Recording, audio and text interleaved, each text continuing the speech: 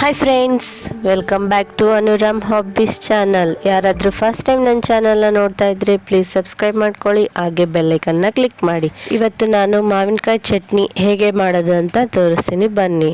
ಮಾವಿನಕಾಯಿ ಚಟ್ನಿ ಮಾಡೋಕ್ಕೆ 3 tomato, 1 onion, ಸ್ವಲ್ಪ ಬೆಳ್ಳುಳ್ಳಿ, ಸ್ವಲ್ಪ ಕೊತ್ತಂಬರಿ ಬೇಕು. ಈಗ ಗ್ಯಾಸ್ನ ಆನ್ ಮಾಡಿ ಒಂದು ಬಾಣಲೆಯನ್ನು ಇಟ್ಕೊಂಡು ಅದರಲ್ಲಿ 2-3 ಟೇಬಲ್ ಸ್ಪೂನ್ ಆಯಿಲ್ ಹಾಕ್ಕೊಂಡು ಹೀಟ್ ಆದಮೇಲೆ ಅದರಲ್ಲಿ ಟೊಮೆಟೊ ಹಾಕ್ಕೊಂಡು ಚೆನ್ನಾಗಿ ಫ್ರೈ ಮಾಡ್ಕೊಳ್ಳಿ. ಸ್ಮೂತ್ ಆಗೋವರೆಗೂ ಫ್ರೈ ಮಾಡಿಕೊಂಡ್ರೆ ಚಟ್ನಿ ನುರುವಾಗ ನಮಗೆ ತುಂಬ ಜಲ್ದಿ ಮೆದಗುತ್ತೆ. ಅದರಲ್ಲಿ ಸ್ವಲ್ಪ ಫ್ರೈ ಆದಮೇಲೆ ಬೆಳ್ಳುಳ್ಳಿನ ಹಾಕ್ಕೊಂಡು ಚೆನ್ನಾಗಿ ಕಲಿಸ್ಕೊಳ್ಳಿ. ಬೆಳ್ಳುಳ್ಳಿ ಹಾಕಿ ಸ್ವಲ್ಪ ನಂತರ ಕೊತ್ತಂಬರಿ ಸೊಪ್ಪನ್ನು ಹಾಕಿ ಚೆನ್ನಾಗಿ ಫ್ರೈ ಮಾಡಿ.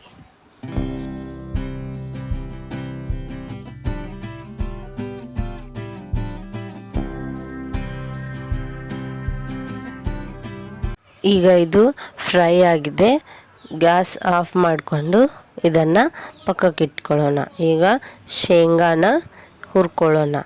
ಒಂದು ಬಾಣಲೆ ಇಟ್ಕೊಂಡು ಬಾಣಲೆಯಲ್ಲಿ ಶೇಂಗಾ ಹಾಕ್ಕೊಂಡು ಚೆನ್ನಾಗಿ ಫ್ರೈ ಮಾಡ್ಕೊಳ್ಳಿ.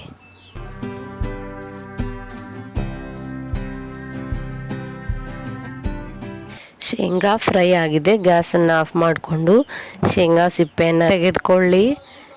ನೆಕ್ಸ್ಟು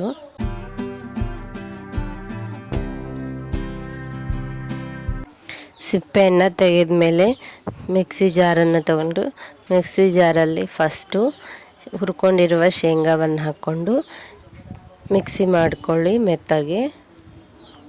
ಈ ರೀತಿಯಾಗಿ ಮೆತ್ತಗೆ ರುಬ್ಕೊಂಡ್ರೆ ಸಾಕು.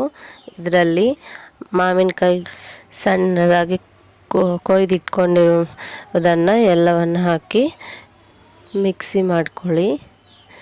ಸ್ವಲ್ಪ ಒಣಮೆಣಸಿನ್ಕಾಯಿ ಹುರ್ಕೊಂಡು ಅದರಲ್ಲಿ ಬೆಳ್ಳುಳ್ಳಿ ಹಾಕಿ ಸ್ವಲ್ಪ ಉಪ್ಪು ಹಾಕಿ ಆಡಿಸ್ಕೊಂಡಿರುವ ಪೊಡಿಯನ್ನು ಹಾಕ್ಕೊಂಡು ರುಬ್ಕೊಳ್ಳಿ. ಹೀಗೆ ರುಬ್ಕೊಂಡಾದಮೇಲೆ ಇದರಲ್ಲಿ ಖಾರ ಕಡಿಮೆ ಅನಿಸಿದ್ರೆ ಸ್ವಲ್ಪ ಖಾರ ಹಾಕ್ಕೊಂಡು ಅದರಲ್ಲಿ ನಾವು ಫ್ರೈ ಮಾಡಿಟ್ಕೊಂಡಿರುವ ಟೊಮೆಟೊ, ಕೊತ್ತಂಬರಿ, ಬೆಳ್ಳುಳ್ಳಿ ಅದನ್ನು ಹಾಕ್ಕೊಂಡು ಚೆನ್ನಾಗಿ ಮೆತ್ತಗೆ ಚಟ್ನಿಯನ್ನು ರುಬ್ಕೊಳ್ಳಿ. ಈ ರೀತಿಯಾಗಿ ಚಟ್ನಿಯನ್ನು ರುಬ್ಕೊಂಡ್ಮೇಲೆ ಒಂದು ಬಾಣಲೆ ಇಟ್ಕೊಂಡು ಅದರಲ್ಲಿ ಆಯಿಲ್ ಹಾಕ್ಕೊಂಡು ಈಗ ಅದು ಹೀಟ್ ಆದಮೇಲೆ ಜೀರಿಗೆ, ಸಾಸಿವೆ ಹಾಗೆ ಒಣಮೆಣಸಿನ್ಕಾಯಿ ಹಾಕ್ಕೊಂಡು ಫ್ರೈ ಮಾಡಿ. ಈ ಫ್ರೈ ಆದಮೇಲೆ ಇದರಲ್ಲಿ ರುಬ್ಕೊಂಡಿರುವ ಚಟ್ನಿಯನ್ನು ಹಾಕ್ಕೊಂಡು ಚೆನ್ನಾಗಿ ಮಿಕ್ಸ್ ಮಾಡಿ.